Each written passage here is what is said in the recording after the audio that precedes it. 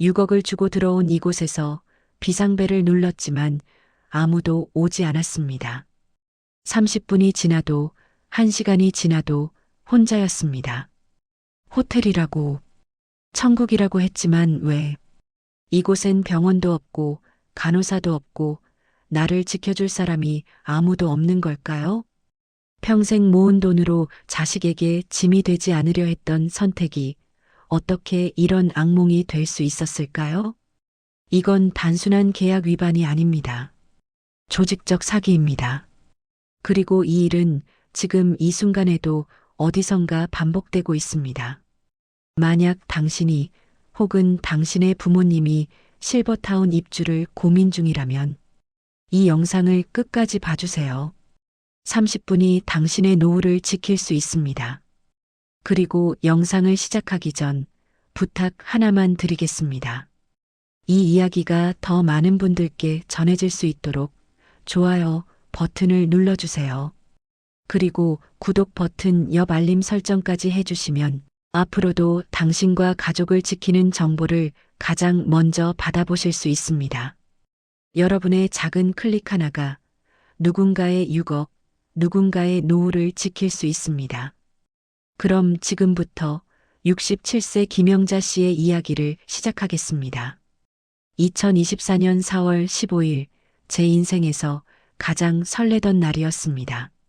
부산 기장 바다가 보이는 언덕 위에 자리 잡은 그랜드 스카이 실버타운은 중세 유럽의 성을 연상케 하는 웅장한 외관이 햇살을 받아 반짝이는 모습이 마치 동화 속 한 장면 같았는데 택시에서 내려 그 건물을 올려다보는 순간 30년간 중학교에서 아이들을 가르치며 모은 퇴직금과 서울집을 처분해 마련한 6억 원 전부를 이곳에 쏟아부은 제 결정이 옳았다는 확신이 들었습니다.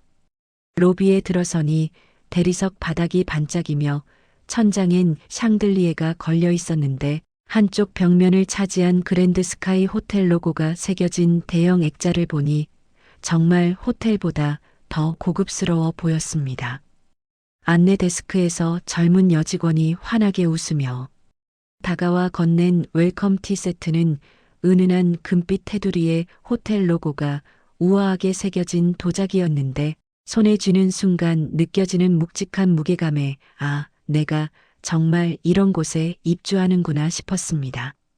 직원의 안내를 따라 엘리베이터를 타고 3층으로 올라가는 동안 거울로 된 벽면과 은은한 조명, 부드러운 클래식 음악이 흘러나오는 모든 것이 완벽했고 계약 당시 받았던 팜플렛 속 사진 그대로였습니다. 305 문을 카드키로 열고 들어서는 순간 통창 너머로 펼쳐진 바다와 4월의 햇살이 파란 물결 위에서 반짝이는 광경에 숨이 멎을 것만 같았습니다. 25평형 원룸 구조로 거실과 주방, 침실이 하나의 공간에 자연스럽게 연결되어 있었는데 화이트 톤의 깔끔한 인테리어의 새 가구에서 나는 은은한 나무 향까지 더해져 창가로 다가가 바다를 내다보니 저 멀리 수평선이 보이며 아침마다 이 바다를 보며 커피를 마실 수 있다니 이곳에서라면 혼자여도 외롭지 않을 것 같다는 생각이 들었습니다. 거실 한가운데 놓인 웰컴 바구니엔 과일과 건강보조식품, 실버타운 안내 책자가 들어있어 책자를 펼쳐보니 시설 안내와 식사 시간표, 월간 프로그램 일정이 빼곡히 적혀 있었는데 요가 교실의 서예 클래스, 음악 감상회까지 정말 이 모든 걸 누릴 수 있다는 기대에 가슴이 벅차올랐습니다. 직원이 나간 뒤 소파에 앉아 웰컴 티잔의 차를 따르며 창밖을 바라보니 바다와 햇살, 고요함이 어우러져 이만하면 됐다. 자식에게 짐이 되지 않고 이렇게 품위 있게 늙어갈 수 있다면 싶었습니다. 6개월 전 서울 강남에 있던 분양 사무소가 떠올랐는데 그때 상담사가 자신 있게 말했던 선생님, 이곳은 그랜드 스카이 호텔에서 직접 운영하는 시니어 레지던스입니다. 호텔 서비스를 그대로 받으실 수 있어요. 식사는 호텔 주방장이 직접 관리하고 24시간 간호사가 상주하며 단지 내에 양한방 협진. 병원도 곧 오픈합니다라는 말과 함께 보여줬던 영상 속 고급스러운 식당에서 식사하는 어르신들, 수영장에서 운동하는 모습, 병원에서 진료받는 장면들이 생생했습니다. 입주 보증금 6억 원에 월 관리비 260만 원이라는 금액이 적지 않았지만 서울 아파트 전세금도 비슷한 수준이었기에 차라리 이곳에서 청소와 식사, 의료, 여가까지 모든 서비스를 받으며 사는 게 낫다고 판단했던 기억이 났습니다. 계약서에 도장을 찍던 순간 평생을 모은 돈을 한 곳에 쏟아붓는다는 게 떨렸지만 상담사가 선생님, 150대 1의 경쟁률을 뚫고 당첨되신 거예요.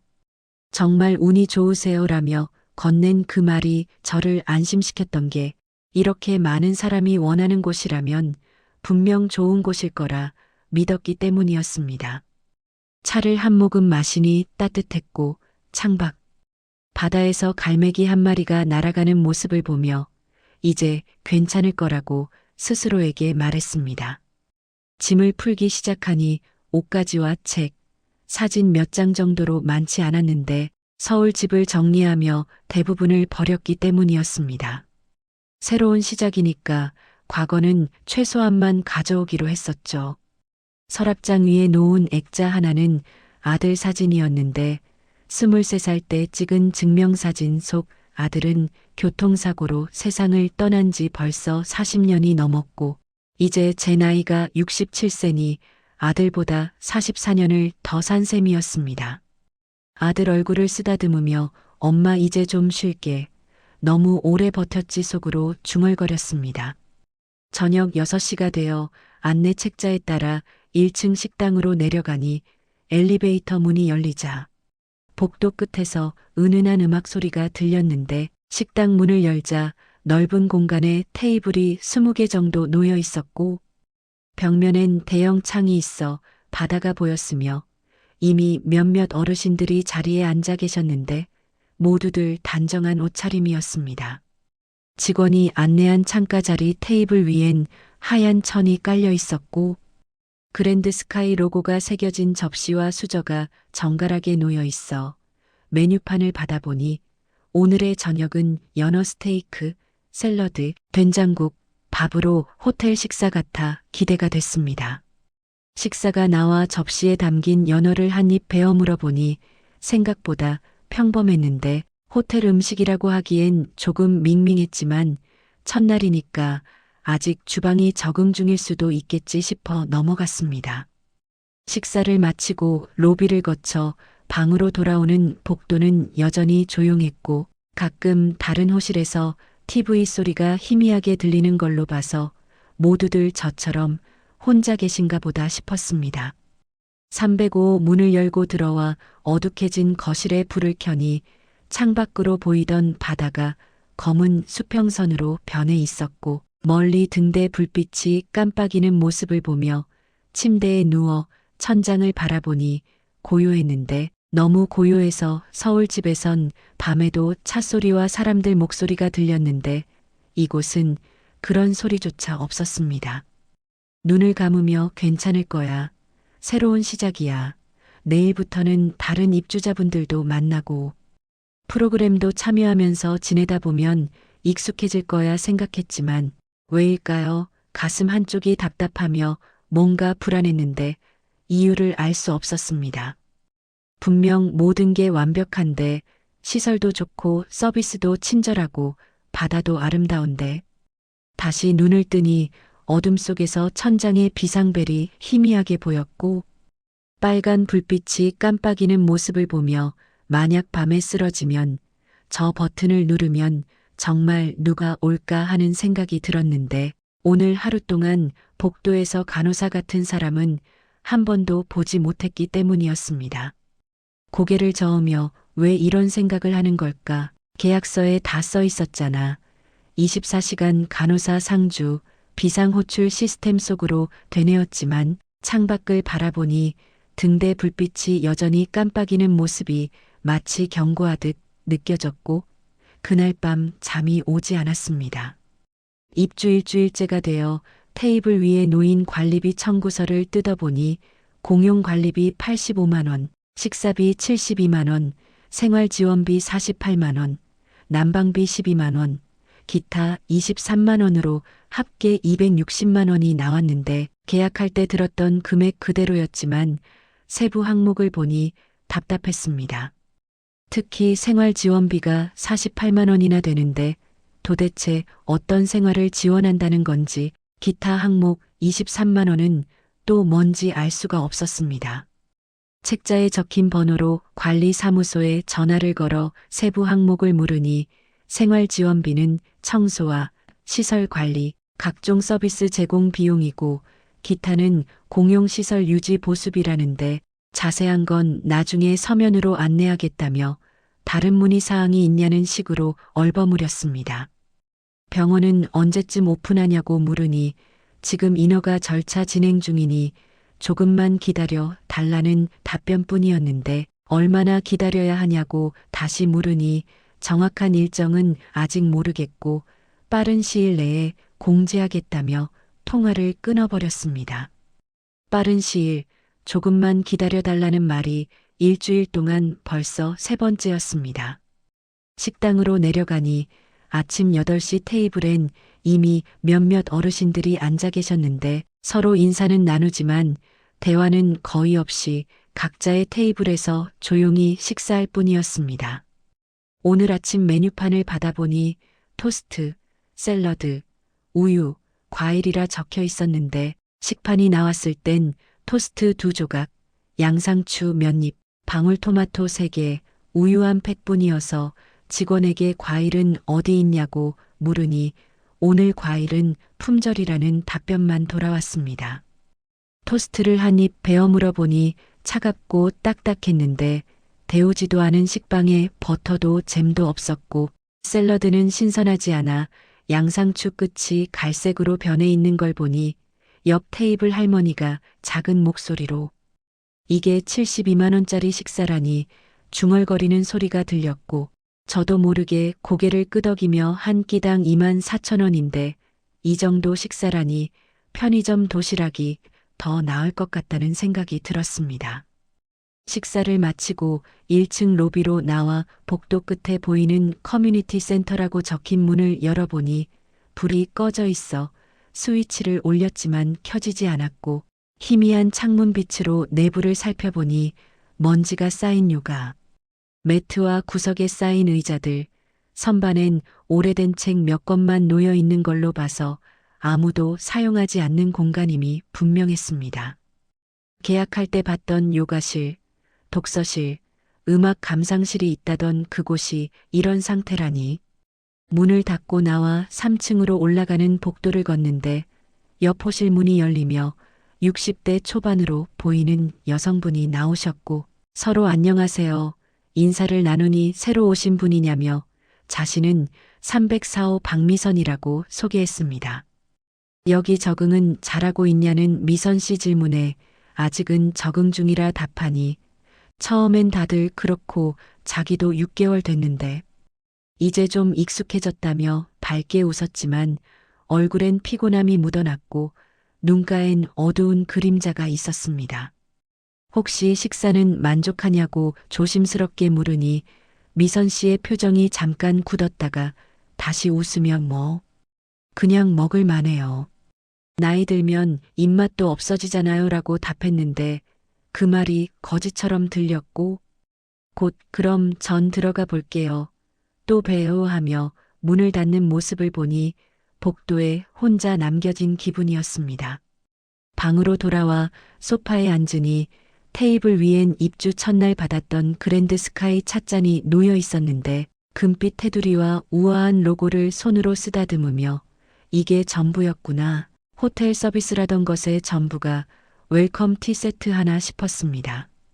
휴대폰을 꺼내 인터넷을 검색해보니 그랜드 스카이 호텔이라는 검색어로 나온 결과엔 5성급 호텔 체인으로 전국에 지점이 있다는 정보만 있을 뿐 어디에도 실버타운 운영이라는 문구는 없었습니다. 다시 그랜드 스카이 실버타운을 검색하니 홈페이지가 나왔는데 화려한 사진들과 함께 그랜드 스카이 호텔과 함께하는 프리미엄 시니어 레지던스라는 문구가 눈에 들어왔고, 함께하는이라는 단어가 운영하는이 아니라는 점이 신경 쓰였습니다. 홈페이지를 더 살펴보니 하단에 작은 글씨로 본 시설은 주실버 케어라이프에서 운영하며 그랜드 스카이 호텔은 운영 지원 협력 관계입니다라고 적혀 있는 걸 발견했는데, 운영 지원과 협력 관계라는 말에 뭔가 찜찜한 느낌이 들어 계약서를 꺼냈습니다. 두꺼운 서류 뭉치를 펼쳐 처음 계약할 땐 대충 훑어봤지만 지금은 천천히 한 줄 한 줄 읽어보니 제3조 운영 주체 항목에 본 시설의 운영 및 관리는 주실버 케어라이프가 담당하며 그랜드 스카이 호텔은 브랜드 사용 및 운영 자문 서비스를 제공한다고 적혀 있었고, 제8조 부대시설엔 의료시설, 문화시설 등은 입주 시점 기준 완공 예정이며 인허가 지연 등 불가피한 사유로 오픈이 지연될 수 있다. 제12조 서비스 제공인 식사, 청소, 간호 서비스는 운영사의 사정에 따라 내용이 변경될 수 있다라는 문구들이 보였습니다. 예정, 변경될 수 있다. 불가피한 사유라는 말들이 모든 게 애매하게 만들고 있었는데, 약속은 없이 다만 노력하겠다는 문구뿐이었고, 계약서를 덮으니 손이 떨렸습니다. 6억, 평생 모은 돈, 서울 집까지 팔아서 만든 돈으로 산 건 바다 전망과 웰컴 티세트뿐이라는 생각에 창밖을 보니 여전히 아름다운 바다였지만 이제 그 바다가 차갑게 느껴졌습니다. 전화를 다시 걸어 담당자를 바꿔달라며 계약 내용 확인하고 싶은 게 있다고 하니 무슨 내용이냐는 질문에 병원 오픈 일정을 물었더니 인허가 지연이라 어쩔 수 없는 부분이라며, 그럼 언제쯤 되냐고 정확한 날짜를 물으니 지금 말씀드리기 어렵고, 부산시청 문제라 자기네도 어쩔 수 없다는 답변만 돌아왔습니다. 그럼 식사질은 어떻게 할 거냐며 계약할 때 호텔 주방장이 관리한다고 했는데, 이게 뭐냐고 따지니 식사에 불만이 있으면 의견 접수해 드리겠다는 말뿐이어서 의견 접수하면 개선이 되는 거냐? 안 되는 거냐고 다그쳐 물으니 검토해 보겠습니다라는 답변만 들려왔습니다. 또 검토, 또 기다림이라는 생각에 24시간 간호사 상주는 언제부터 되는 거냐며 일주일째인데 한 번도 못 봤다고 하니 잠깐의 침묵이 흐른 뒤 간호사는 비상 상황 시 호출되는 시스템입니다라는 답변이 돌아와 상주가 아니냐고 재차 물으니 비상 대기조로 운영되고 있습니다라며 얼버무렸고, 그럼 밤에 혼자 쓰러지면 어떡하라는 거냐고 따지니 비상벨을 누르시면, 일하다 말끝을 흐리길래 누르면 오긴 오냐고 물으니 대답 없이 최대한 빠르게 조치하도록 하겠습니다라며 통화를 끊어버렸습니다. 전화를 내려놓고 소파에 주저앉으니 가슴이 답답하며 숨이 막혀 테이블 위 찻잔을 보니 그랜드 스카이 로고와 금빛 테두리가 눈에 들어왔고, 손이 움직여 잔을 집어들며 던져버리고 싶고 깨뜨리고 싶었지만 그러지 못하고 그냥 조용히 내려놓았습니다. 창밖을 보니 바다는 여전히 아름다웠고 갈매기가 날아갔지만 이곳은 천국이 아니었습니다. 그날 저녁 편의점에 가려 건물 밖으로 10분을 걸어 내려가니 컵라면과 김밥을 사서 방으로 돌아와 컵라면에 물을 부어 3분을 기다리는 동안 김이 모락모락 피어올랐고, 라면을 먹어보니 짰지만 식당 음식보다 나았는데 한 달에 72만 원을 내고 편의점 컵라면을 먹고 있는 제 모습에 웃음이 나왔습니다. 허탈한 웃음이었죠. 그날 밤 잠이 오지 않아 핸드폰을 켜고 인터넷에 그랜드 스카이 실버타운 후기를 검색해봤지만 후기가 없었는데 아무도 글을 쓰지 않았거나 혹은 쓸 수 없었던 게 아닐까 싶었습니다. 새벽 2시쯤 복도에서 기침 소리가 들렸는데 누군가 힘들게 기침하는 소리가 한참 동안 계속되다 조용해졌지만 간호사는 오지 않았고 아무도 오지 않았습니다. 입주 한 달째가 되어 더 이상 참을 수 없어 소비자원에 신고했는데 상담원이 제 이야기를 듣더니 한숨을 쉬며 노인복지주택은 자기네 관할이 아니라 보건복지부에 문의해 보라는 말만 남겼고 보건복지부에 전화하니 담당자가 계약서상 문제가 명확해야 조치 가능하다고 말했지만 제 계약서엔 모든 게 예정, 가능, 노력이라는 단어로 도배되어 있어 법적으로 문제 삼기 어렵다는 답변만 돌아왔습니다. 복도에서 다른 입주자들을 만나 이야기를 나눠보니 모두 불만이 가득했지만 아무도 목소리를 내지 않았는데 70대 초반 할아버지는 이미 돈을 묶여버렸는데 어쩌겠냐며 고개를 저었고 60대 후반 할머니는 나이 먹어서 또 이사갈 힘이 어디 있냐며 한숨만 쉬어서 결국 저만 혼자 싸우고 있다는 생각이 들었습니다. 그러던 어느 날 로비에서 우연히 한 여성을 만났는데 30대 후반쯤 되어 보이는 단정한 정장 차림으로 명함을 건네며 소비자권익센터 소속 변호사 이진아라고 소개하더니 실버타운 피해 사례를 조사 중이라며 제 이야기를 듣고 싶다고 했습니다. 제 이야기를 들은 진아 변호사는 노트북을 꺼내 메모하며 심각한 표정을 지었지만 곧 난색을 표하며 법적으로 싸우기 쉽지 않다고 말했는데 노인복지주택은 공동주택도 아니고 복지시설도 애매한 사각지대라 입주자 보호장치가 거의 없다는 설명이었습니다. 그래도 진아는 제 편이 되어주겠다며 최대한 도와보겠다고 했고 처음으로 누군가 제 편에 서주는 것 같아 로비 소파에 앉아 눈물이 났습니다. 방으로 돌아와 웰컴티 잔을 꺼내 차를 따르며 내가 왜 이걸 믿었을까? 호텔 로고 하나에 화려한 팜플렛에 150대 1이라는 말에 생각하니 계약 당시 상담사가 했던 말들이 떠올랐는데 그랜드 스카이 호텔에서 운영한다고 호텔 서비스를 받을 수 있다고 24시간 케어 시스템이 완벽하다고 했던 그 말들이 모두 거짓은 아니었지만 진실도 아닌 교묘하게 포장된 것들이었습니다.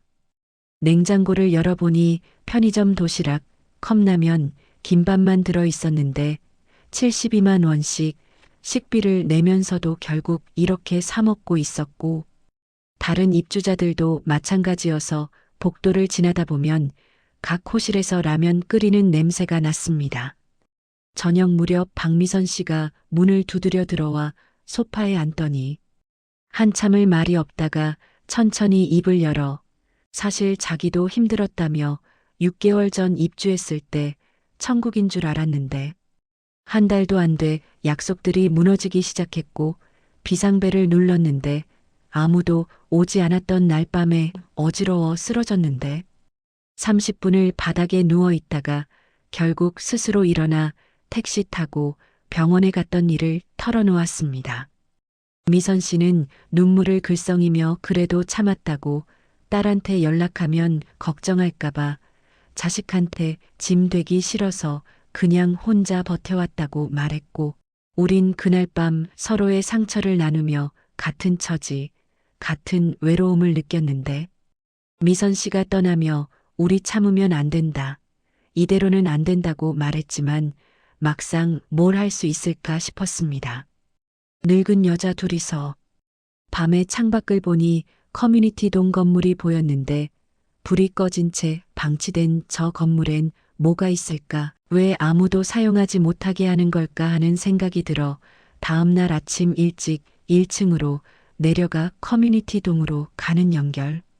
통로 앞에 쳐진 출입금지 테이프를 주변을 둘러보니 아무도 없어 조심스럽게 넘었습니다.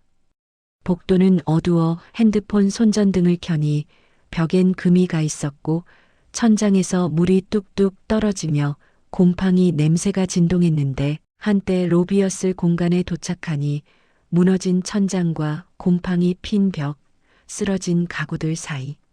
바닥엔 낡은 노트 한 권이 떨어져 있어 집어들어 보니 누군가의 일기장이었습니다. 2021년 3월부터 시작된 기록으로 3년 전 입주했던 어느 할머니의 글이었는데 입주 첫날 천국 같다. 이곳에서 편안하게 늙을 수 있을 것 같다로 시작해 입주 한 달. 병원이 아직 안 열렸다. 민수 이사는 곧 오픈한다고만 한다. 입주 석 달. 식사가 형편없다. 관리비는 계속 오르는데 서비스는 줄어든다. 입주 6개월 더 이상 못 참겠다. 계약 해지 신청했지만 거절당했다. 위약금이 너무 많다는 내용이 이어졌고 마지막 장인 2021년 9월엔 결국 떠난다. 보증금 절반도 못 받았다. 이곳은 지옥이다라고 적혀 있었습니다. 손이 떨렸는데 3년 전에도 똑같았고 지금과 똑같은 일이 벌어졌는데 아무것도 바뀌지 않았다는 사실에 일기장을 가슴에 안으며 이건 증거다. 이곳이 처음부터 사기였다는 생각이 들었습니다. 일기장을 들고 박미선 씨를 찾아가 문을 두드리니 나온 미선 씨에게 일기장을 보여주자 얼굴이 창백해지며 거실로 들어가 소파에 나란히 앉아 한 장 한 장 넘기는 동안 3년 전 할머니가 겪었던 일들이 지금 우리가 겪고 있는 일과 똑같다는 사실에 미선 씨가 떨리는 목소리로 사실 자기도 알고 있었다고 입주 3개월쯤 됐을 때 다른 입주자한테 들었는데 이곳이 원래 문제가 많았다는 걸 알았지만 이미 돈을 넣은 뒤라 어쩔 수 없다고 생각했다며 털어놓았습니다.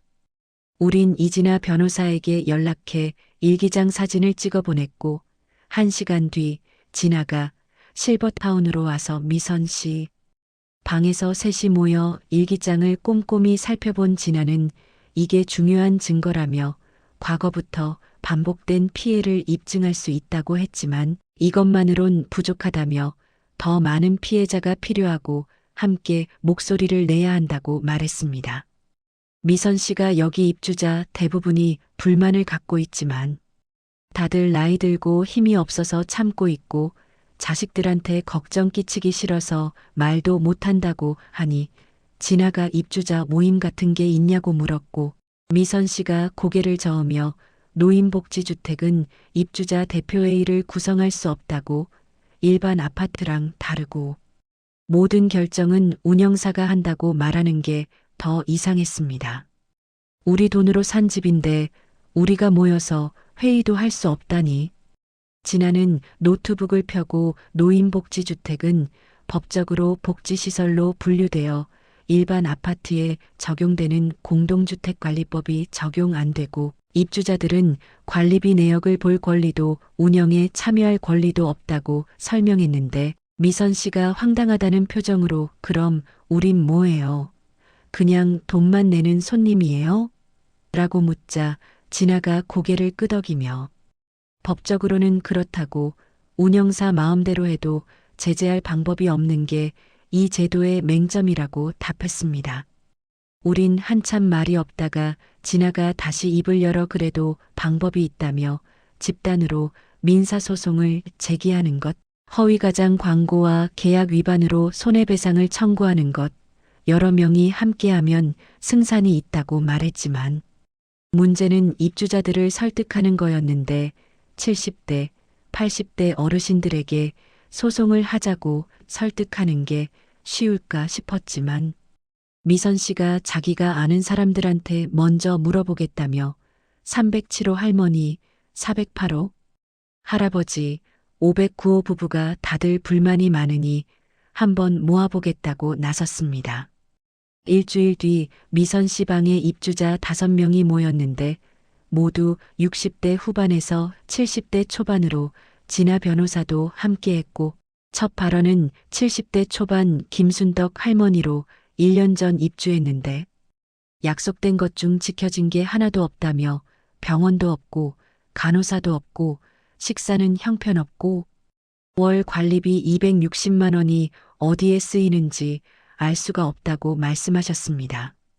68세 이철수 할아버지가 거들며 자기는 비상벨을 눌렀는데 40분이 지나도 아무도 안 와서 결국 스스로 119에 전화했다며 24시간 상주라던 간호사는 어디 갔냐고 목소리를 높였고 한 분 한 분 이야기를 꺼내시는데 모두 비슷했습니다. 화려한 약속, 형편없는 현실, 쏟아부은 돈, 돌아오지 않는 서비스. 진아가 소송에 참여할 의향이 있냐고 묻자 잠깐의 침묵이 흘렀고 이철수 할아버지가 먼저 나이 먹어서 싸우기 힘들고 법원 가는 것도 힘들고 변호사 비용도 부담스럽다고 말씀하시니 진아가 만 65세 이상은 대한법률구조공단에서 무료 법률 지원을 받을 수 있고 자기도 최대한 도와주겠다며 이건 단순한 계약 분쟁이 아니라 노인을 상대로 한 조직적 사기라고 설명했습니다. 김순덕 할머니가 눈물을 글썽이며 참 서럽다고 평생 모은 돈 다 쏟아부었는데 이 꼴이라고 자식들한테 말도 못하고 혼자 소가리만 했는데 이렇게 같은 처지 사람들이 있다는 게 그나마 위로가 된다고 말씀하시자 그날 5명 모두 소송 참여에 동의했고 미선 씨가 제 손을 잡으며 우리 끝까지 해보자. 지더라도 싸워는 보자고 말했습니다. 진아는 서류 작업을 시작하겠다며 각자 계약서, 관리비 내역서, 운영사와 주고받은 문자나 녹취록 같은 걸 모아달라고 했고 저는 방으로 돌아와 서랍을 뒤져 계약서, 영수증, 상담 기록을 하나씩 꺼내 정리했습니다. 그날 밤 미선 씨한테 문자가 왔는데 선생님, 우리 잘하고 있는 거죠?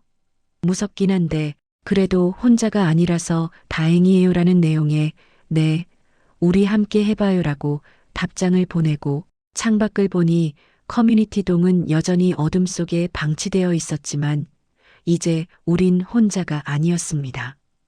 웰컴 티잔의 차를 따르며 이 잔은 이제 배신의 증거이면서 동시에 싸울 이유이기도 하다는 생각이 들었고 3년 전 일기장 주인처럼 조용히 떠나지 않을 거라고 우린 끝까지 싸울 거라고 다짐했습니다. 입주 2달째가 되어 진아 변호사가 충격적인 소식을 가져왔는데 운영사 대표 최민수에 대한 조사를 해봤더니 이 사람이 전국의 실버타운 3곳을 동시에 운영하고 있고 3곳 모두 비슷한 문제를 안고 있다는 것이었습니다. 더 큰 문제는 재무 상태였는데 회사는 심각한 적자 상태이며 입주자 보증금으로 다른 사업의 빚을 메우고 있어 이대로 가면 회사가 파산할 수도 있다는 진아의 경고에 온몸이 얼어붙었습니다.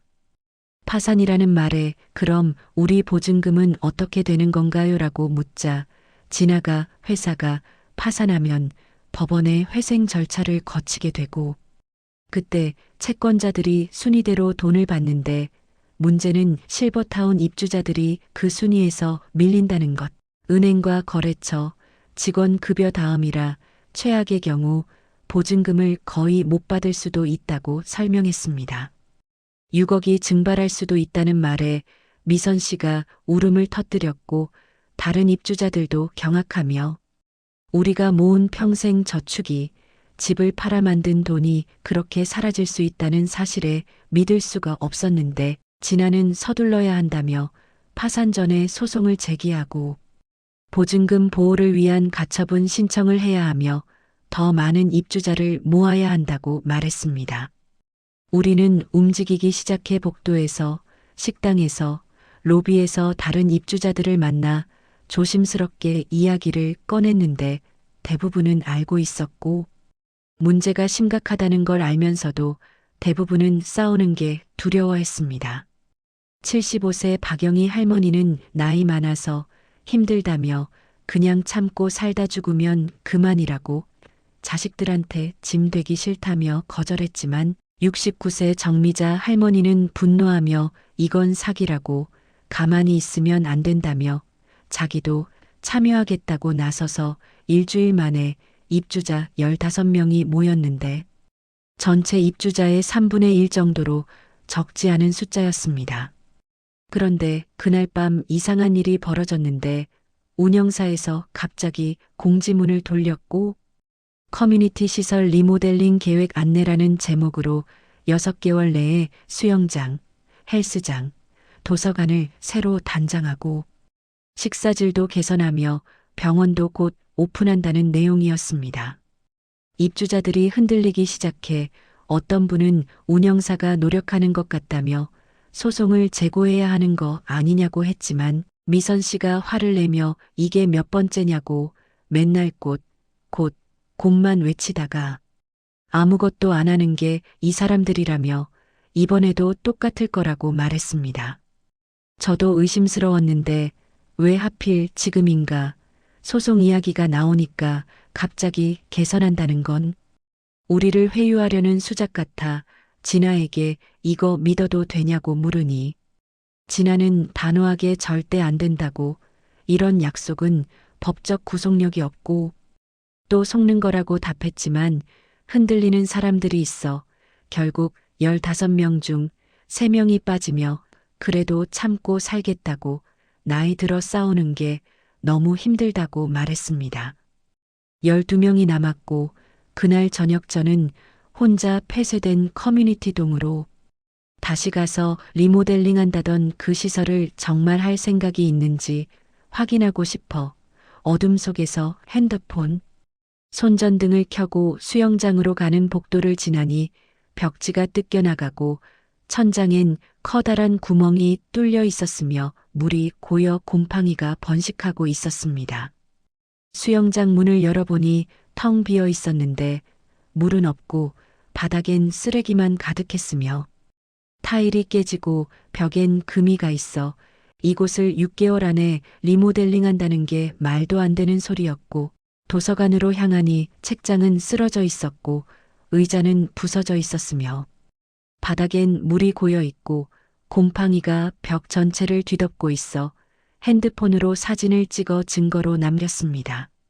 그때 뒤에서 인기척이 들려 깜짝 놀라 돌아보니 관리 직원이었는데 여기 출입금지 구역인데 왜 들어왔냐며 당장 나가라고 다그치길래 리모델링 한다고 해서 확인하러 왔다며 정말 할 거냐고 물으니 직원은 대답하지 않고 저를 밖으로 내보내며 복도에서 다시 들어오면 문제 삼겠다고 경고했습니다. 방으로 돌아와 찍은 사진들을 진아에게 보내니 진아는 예상했던 대로라며 이건 완전한 거짓말이고 리모델링 계획 같은 건 애초에 없었다고 답장했고 다음날 우리는 다시 모여 제가 찍어온 사진을 보여주니 무너진 시설들, 곰팡이 핀 벽, 물 고인 바닥을 본 입주자들은 경악했습니다. 정미자 할머니가 이건 범죄라며 우리를 완전히 바보로 보는 거라고 말씀하시자 미선 씨가 제 손을 잡으며 흔들리지 말자고 끝까지 싸우자고 말했고 그날 밤 웰컴 티 잔을 꺼내 차를 따르며 이 잔을 받았던 첫날을 떠올렸는데 천국 같다고 생각했던 그날 모든 게 거짓이었지만 이제 알았습니다. 이곳이 처음부터 사기였다는 걸 3년 전부터 아니 어쩌면 그 전부터 계획된 사기였다는 걸 창밖 어둠 속 커뮤니티 동을 바라보며 저 건물은 결코 다시 열리지 않을 거라고 우리를 속이기 위한 무대 장치일 뿐이라고 생각하니 더 이상 속지 않을 거라는 다짐이 들었습니다.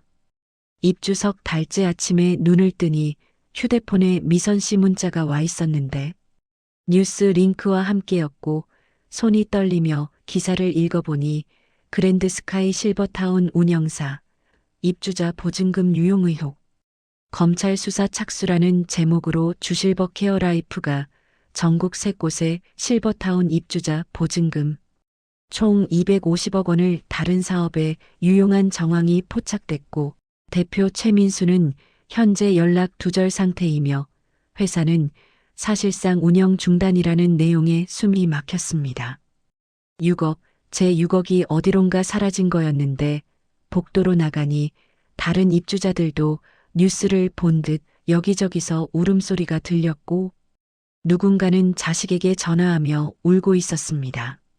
미선 씨 방으로 가서 문을 열자 미선 씨가 소파에 주저앉아 있었고 TV에선 뉴스가 계속 흘러나오는데 화면 속 기자가 운영사 대표는 잠적했고 사무실은 텅 비었으며 입주자들은 보증금을 돌려받을 수 있을지 불투명하다고 말하는 모습에 미선 씨가 떨리는 목소리로 끝났다. 다 끝났다. 6억 5천이 날아갔다고 말하길래 저는 그저 옆에 앉았는데 말이 나오지 않았습니다. 위로의 말도 없었고 우리 둘 다 같은 처지였으니까. 휴대폰이 울려 진아 변호사였는데 급하게 만나자고 해서 1시간 뒤 1층 로비에서 진아를 만나니 함께 모인 입주자는 12명으로 모두 창백한 얼굴이었고 진아가 최악의 상황이라며 회사는 이미 며칠 전 법원에 회생 절차를 신청했는데 그동안 우리한테 알리지 않고 몰래 진행한 것이고 곧 법원이 관리인을 선임하고 채권자 목록을 작성할 거라고 설명했습니다. 정미자 할머니가 그럼 우리 돈은 어떻게 되냐고 물으니 진아는 솔직하게 회수가 어려울 거라며 회사 자산을 다 팔아도 빚을 다 갚기 힘든 상태라. 입주자들은 순위가 밀려서 30에서 40% 정도만 받을 수 있을 거라고 답했는데 6억 중 2억, 아니 어쩌면 그것도 못 받을 수도 있다는 말에 이철수 할아버지가 주먹으로 테이블을 치며 이게 말이 되냐, 우리가 뭘 잘못했냐, 평생 모은 돈을 이렇게 사기당해도 되는 거냐고 소리쳤지만 아무도 대답하지 못했습니다. 진아가 그래도 끝까지 싸워보자며 형사고소를 하고 민사소송도 계속 진행하자고 보증금 전액은 어렵겠지만 최대한 많이 받아내자고 말했지만 모두의 얼굴엔 절망만 가득했고 회의가 끝나고 방으로 돌아와 소파에 앉아 창밖을 보니 바다는 여전히 아름다웠지만 이제 그 바다도 의미가 없었습니다. 6억으로 살 수 있었던 것들이 떠올랐는데 서울의 작은 아파트 하나, 월세 내며 여유롭게 살 수 있는 생활비, 아프면 병원 갈 수 있는 여유가 다 사라진 거였고 저녁 때 미선 씨 딸이 찾아와 30대 후반쯤 되어 보이는 여성이 엄마를 보자마자 울음을 터뜨리는 소리가 문 밖에서 들렸는데 딸이 울며 엄마 왜 진작 말 안 했냐, 자기한테라도 말했으면 이렇게까지 안 됐을 거라고 하니 미선 씨가 짐 되기 싫었다. 혼자 할 수 있다고 생각했다. 미안하다고 대답하는 소리에 딸이 이제라도 자기네 집으로 가자. 여기서 나오자고 말하자. 미선 씨는 한참 대답이 없다가 작은 목소리로 가겠다. 엄마가 잘못했다며 두 사람의 울음소리가 복도에 울려 퍼졌습니다.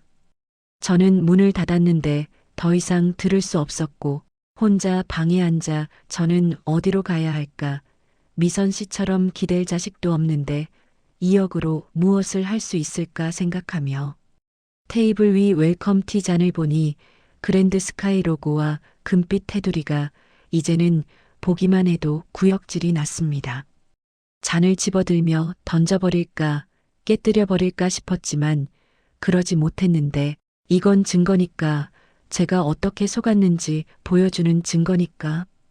밤이 깊어 복도는 조용했지만 여기저기서 훌쩍이는 소리가 희미하게 들려 모두 울고 있었는데 조용히 혼자서 우는 소리였고 다음날 아침 관리사무소 앞에 입주자들이 모여 있었는데 20명 넘게 모였지만 사무소 문은 잠겨 있었고 아무도 없었습니다. 한 할아버지가 문을 두드리며 나오라, 책임자 나오라고 소리쳤지만 아무 대답이 없었고 식당도 문을 닫았으며 직원들도 출근하지 않았고 청소하던 분들도 보이지 않아 실버타운은 사실상 폐쇄됐고 우리만 남았는데 갈 곳 없는 노인들만. 점심때 편의점에 갔더니 입주자 대부분이 그곳에 모여 있었고 컵라면, 김밥, 삼각김밥을 사들고 있었는데 한 달에 72만 원씩 식비를 내던 사람들이 이 꼴이 됐고 누군가 울먹이며 이게 뭐냐, 우리가 뭘 잘못했냐고 말했지만 아무도 대답할 수 없었습니다. 그날 저녁 진아한테 전화가 와서 형사 고소장을 제출했다며 사기, 횡령, 배임 혐의로 경찰이 수사에 착수했다고 했지만 그게 무슨 소용일까요? 최민수는 이미 도망쳤는데 회사는 빈 껍데기인데 하는 생각에 진아가 그래도 포기하면 안 된다며 끝까지 싸워야 한다고 말하길래 저는 고개를 끄덕였지만 힘이 없었습니다. 전화를 끊고 창밖을 보니 어둠 속 커뮤니티 동, 처음부터 사기였던 건물을 보며 저기서 찾았던 일기장 주인처럼 저도 결국 떠나게 되는 걸까 생각하며 웰컴 티잔에 차를 따랐는데 마지막 일지도 모르니까 이 방에서의 마지막 차일지도 모르니까 마신 차는 쓰디쓴 맛이었습니다. 입주 4개월째가 되어 진아 변호사가 기자회견을 열자고 제안했는데 언론에 알려야 하고 이 문제를 세상에 공개해야 한다며 입주자들은 망설였지만 얼굴이 나가는 게 부담스럽고 자식들이 알까봐 두렵고 세상에 우리가 사기당한 바보처럼 보일까봐 창피하다고 했습니다. 진아가 창피한 건 우리가 아니라 사기친 사람들이 창피한 거라며 우리가 목소리를 내야 법이 바뀌고 다른 사람들이 같은 피해를 당하지 않게 막을 수 있다고 설명하니 정미자 할머니가 먼저 손을 들며 하겠다고 자기는 숨지 않겠다고 당당하게 싸우겠다고 말씀하시자 1명, 2명 손을 들어 결국 10명이 참여하기로 했습니다. 기자회견 날짜가 일주일 뒤 부산시청 앞 광장으로 잡혔고 그 일주일 동안 우리는 각자의 피해 사례를 정리하고 계약서를 복사하고 관리비 명세서를 모으고 폐쇄된 커뮤니티동 사진을 출력하며 준비했는데 저는 웰컴 티잔을 챙겼습니다. 이것도 가져가야 한다고 생각했는데 속임수의 상징이니까. 기자회견 전날 밤 잠이 오지 않아 내일 카메라 앞에 서면 뭐라고 말해야 할까 떨리지 않고 말할 수 있을까 생각하며 새벽에 미선 씨한테 내일 잘할 수 있을까요? 라고 문자를 보내니 곧 선생님, 우리 그냥 진실만 말하면 돼요. 우리 잘못한 거 없어요. 라는 답장이 와서 그 말에 조금 마음이 놓였습니다. 기자회견 당일 아침 일찍 택시를 타고 부산시청으로 가니 다른 입주자들도 도착해 있었고 모두 긴장한 얼굴이었는데 진아가 우리를 안심시키며 천천히 말하면 된다고 떨려도 괜찮다고 말했고 오전 10시 기자회견장 앞에 기자들이 모여 있었는데 카메라, 마이크, 조명이 생전 처음 보는 광경이었습니다. 단상 위에 우리 10명이 앉으니 테이블 위엔 그랜드 스카이 실버타운 피해자 기자회견이라고 적힌 플래카드가 걸려 있었고 진아가 먼저 사건 개요와 피해 규모, 법적 문제점을 차분하게 설명한 뒤 피해자 대표 발언 순서가 되어 제가 나섰습니다. 마이크 앞에 서니 카메라 플래시가 터지며 눈이 부셨고 손이 떨려 준비한 원고를 꺼냈지만 글자가 흔들려 보였는데 심호흡을 하고 말하기 시작했습니다. 저는 30년간 중학교에서 아이들을 가르쳤습니다. 퇴직 후 모은 돈 6억 원으로 이곳에 입주했습니다. 목소리가 떨렸지만 계속했습니다. 자식에게 짐이 되지 않으려고 혼자서도 품위 있게 늙으려고 선택한 곳이었습니다. 카메라가 저를 향했고 하지만 약속은 지켜지지 않았습니다. 병원은 3년이 지나도 열리지 않았고 24시간 간호사는 한 번도 본 적이 없었고 호텔급 식사는 편의점 김밥보다 못했습니다라고 말하니 옆에서 미선 씨가 고개를 끄덕였고 월 260만 원씩 관리비를 냈지만 어디에 쓰이는지 알 수 없었습니다. 물어봐도 답이 없었습니다라며 손이 더 떨려 원고를 내려놓고 이제 원고 없이 말하기로 했습니다. 비상벨을 눌렀지만 아무도 오지 않았습니다. 30분을 바닥에 쓰러져 있었습니다. 혼자였습니다. 눈물이 나서 참으려 했지만 참을 수 없었고 우리는 평생을 일했습니다. 아끼고 모았습니다. 그 돈으로 편안한 노후를 꿈꿨습니다. 목이 메었습니다. 하지만 우리를 기다린 건 사기였습니다. 6억이 사라졌습니다.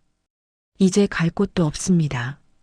카메라 플래시가 계속 터졌지만 이제 신경 쓰이지 않았고 우리가 뭘 잘못했습니까?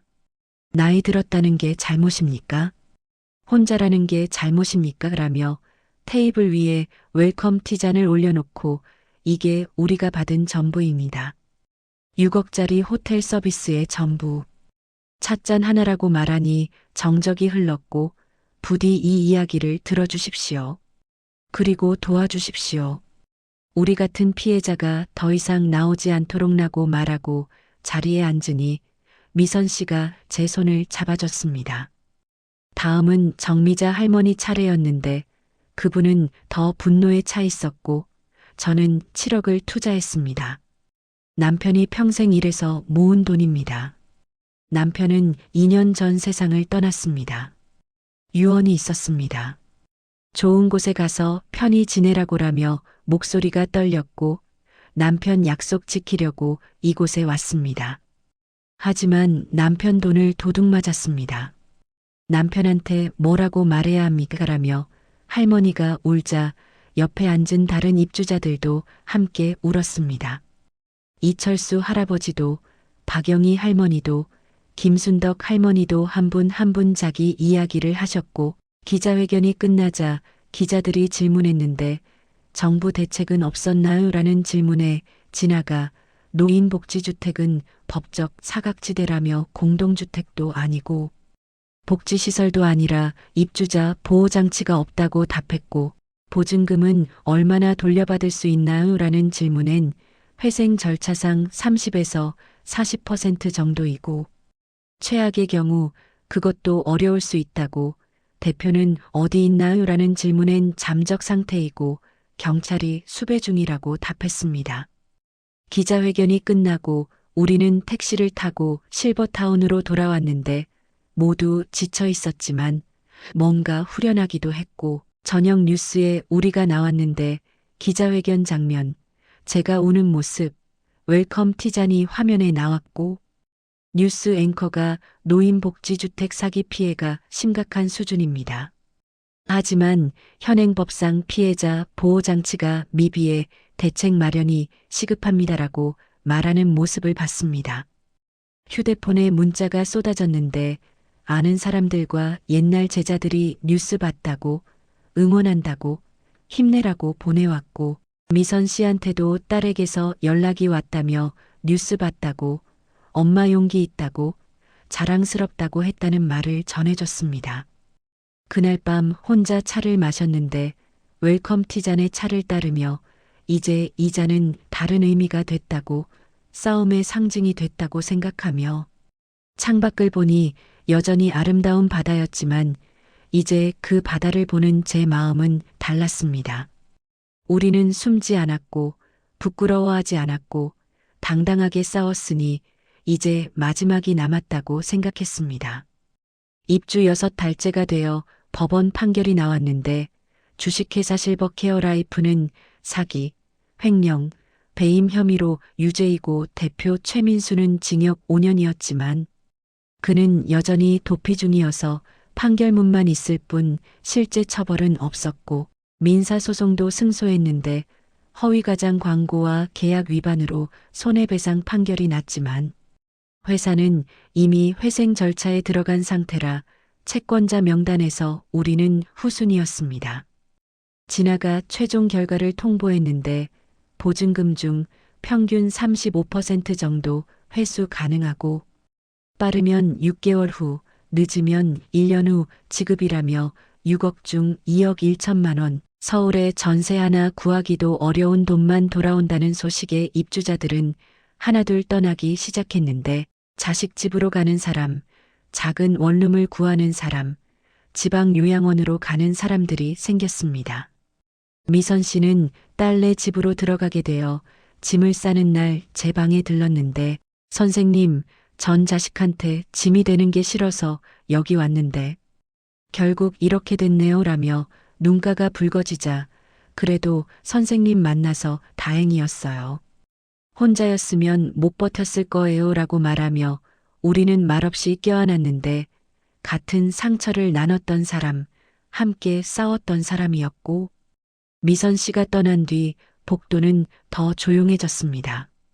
저도 결정해야 했는데 어디로 갈지 2억으로 할 수 있는 것들을 계산해 보니 서울 외곽 작은 원룸 전세 1억 5천에 남은 5천으로 생활비, 국민연금 월 80만 원으로 넉넉하진 않지만 살 순 있었고 부동산 앱을 켜서 경기도 외곽 원룸들을 보니 20평 미만의 낡은 건물들이었고 바다 전망은 없었으며 엘리베이터도 없는 곳이 많았지만 최소한 거짓은 없을 거라는 생각이 들었습니다.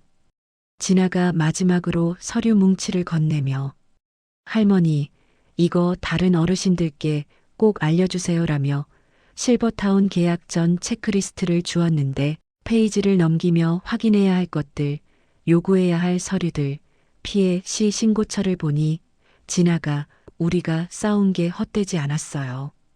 보건복지부에서 노인복지주택관리 감독 강화 방안을 검토하기 시작했대요. 법 개정도 추진 중이고요라고 말했고 그게 언제쯤 될까요라고 묻자 시간이 걸릴 거예요. 하지만 할머니가 목소리 내지 않았으면 시작도 안 됐을 거예요라는 답에 작은 위안을 얻었습니다. 짐을 쌌는데 6개월 전 가져왔던 것보다 더 적었고 옷 몇 벌, 책 몇 권, 아들 사진 그리고 웰컴 티잔을 챙겼는데 버릴까 생각했지만 이건 제 증거니까 경고니까 챙겼고 마지막 날 아침 창밖을 보니 여전히 아름다운 바다였는데 6개월 동안 매일 봤던 바다를 이젠 떠나야 했습니다. 택시를 불러 짐을 싣고 로비로 내려가니 로비는 텅 비어 있었고 샹들리에는 여전히 빛났지만 아무도 없었으며 건물을 나서며 뒤돌아보니 중세 성 같던 외관, 천국 같다고 생각했던 곳이었지만 다시는 돌아오지 않을 거라고 생각했습니다. 한 달 후 경기도 의정부 20평 원룸 전세의 낡은 건물 3층으로 엘리베이터 없이 계단으로 올라가야 했는데 방은 작았고 바다는 보이지 않았으며 창밖으론 아파트 단지가 보였지만 거짓은 없었습니다. 집주인은 정직했고 계약서는 명확했으며 전세금 1억 5천만 원, 2년 계약으로 더도 덜도 아니었습니다. 짐을 풀며 옷장에 옷을 넣고 책장에 책을 꽂고 선반에 아들 사진을 놓고 그리고 웰컴 티잔을 찬장에 넣을까 했지만 눈에 보이는 곳에 두기로 했는데 잊지 않기 위해서였고 저녁에 근처 마트에 가서 장을 봤는데 쌀, 김치, 계란, 두부를 사서 스스로 요리해야 했고 72만 원짜리 식사는 없었습니다. 집에 돌아와 저녁을 지었는데 된장찌개, 계란말이로 간단했지만 따뜻했고 혼자 밥을 먹으며 이게 제 노후구나. 화려하지 않지만 최소한 안전하다고 생각했으며 밤에 진아한테 문자가 와서 할머니 KBS에서 다큐멘터리 제작한대요. 실버타운 문제 다루는 할머니 인터뷰도 나갈 거예요 라는 내용의 작은 변화들이지만 시작이라는 생각이 들었습니다. 창밖을 보니 아파트 불빛들, 평범한 풍경이었고 바다만큼 아름답진 않았지만 진짜였으며 웰컴 티잔에 차를 따르고 혼잣말로 다신 속지 않을 거야라고 중얼거렸습니다. 실버타운 입주 전 반드시 확인하세요. 1. 운영 주체 확인.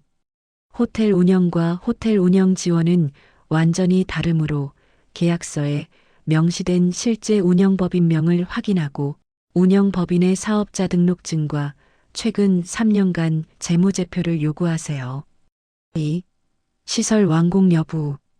병원, 식당 등 핵심 시설이 예정이 아닌 완공 운영 중인지 직접 방문 확인하고 의료시설의 경우 의료기관 개설, 신고필증 원본을 요구하며 약속된 시설이 미완공이면 계약하지 마세요. 3. 비상대응 체계.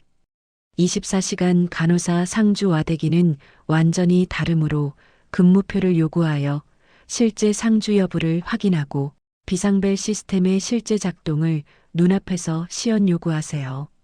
4. 계약 해지 조건, 중도 해지 시 위약금 비율을 명확히 확인하고 질병 등 불가피한 사유의 구체적 범위를 계약서에 명시하며 보증금 반환 기간을 계약서에 반드시 적으세요. 통상 3060일. 5. 관리비 투명성.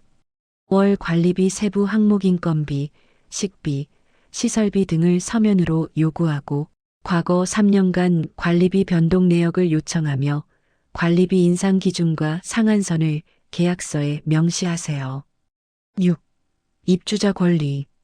주의 노인복지주택은 입주자 대표회의를 구성할 수 없으며 분양형이어도 공동주택관리법이 적용되지 않는데 이것이 일반 아파트와의 가장 큰 차이입니다. 7. 보증금 보호. 입주자 보증금 보호를 위한 보증보험 가입 여부를 확인하고 한국주택금융공사 또는 서울보증보험 보증서 원본을 요구하며 운영사 파산 시 보증금 우선 변제 조항을 계약서에 넣으세요. 8. 실사 방문 필수. 최소 2회 이상 서로 다른 시간대에 방문하고 평일 주말, 낮 저녁 현재 입주자 3명 이상과 직접 단독 면담하며 식사 시간에 방문하여 실제 제공되는 식사를 직접 확인하고 화장실, 복도, 비상구 등 공용 공간의 청결 상태를 확인하세요. 9. 계약서 검토. 계약 전 반드시 변호사 또는 법률 전문가의 검토를 받고 예정, 가능, 노력 같은 애매한 표현이 있으면 구체적 날짜를 요구하며 구두 약속은 법적 효력이 없으므로 모든 약속을 계약서에 명시하세요. 10. 가족과 상의. 혼자 결정하지 말고 자식 또는 믿을 수 있는 지인과 반드시 상의하며 계약 당일 바로 결정하지 말고 최소 일주일 이상 고민하세요. 피해 발생 시 신고처. 한국소비자원 국번 없이 1372. 대한법률구조공단만 65세 이상 무료 국번 없이 132. 보건복지부 노인정책과 044-202-3660. 경찰청 민원센터 국번 없이 182. 국민권익위원회 국번 없이 110. 혼자 준비한 노후가 이렇게 무너질 줄은 몰랐습니다.